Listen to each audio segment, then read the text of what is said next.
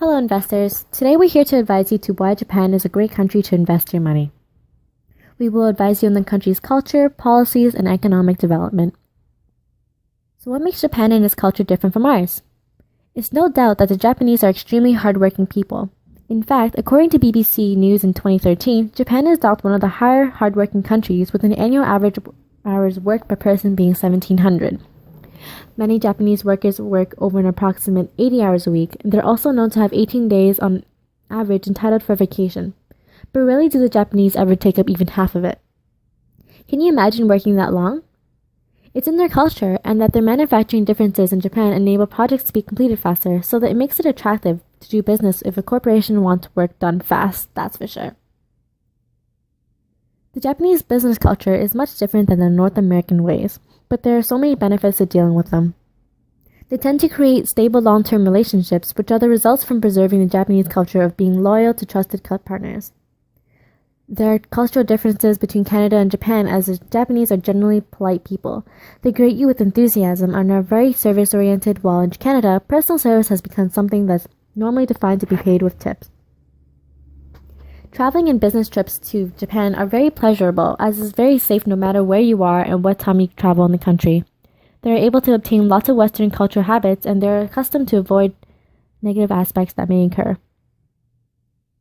Although Japan is an Asian country, during meetings of large distributors, chances are that you'll be having a fluent English conversation, which is fantastic in order to avoid any misunderstandings. Unless you meet with the smaller corporations, then conversation is limited to very simple sentences such as good morning and nice to meet you and etc. National differences of language may increase costs of operations and administration, so it's important to know who you're dealing with. Keep in mind that Japanese are very loyal to their initial corporation, so they're known to be lifelong employees, so it is key to create strong bonds between the company and staff. It's important to know that Japanese are usually in corporate families at least 10 years, so it's better to never try big bonds between the company and hope to gain business. We can get a better idea if we look at Entrepreneur's 7 dimensions of cultural management, which address 3 universally shared social problems. 1. Being how people relate to others. 2. Being how people relate to time. And 3. How people relate to the environment.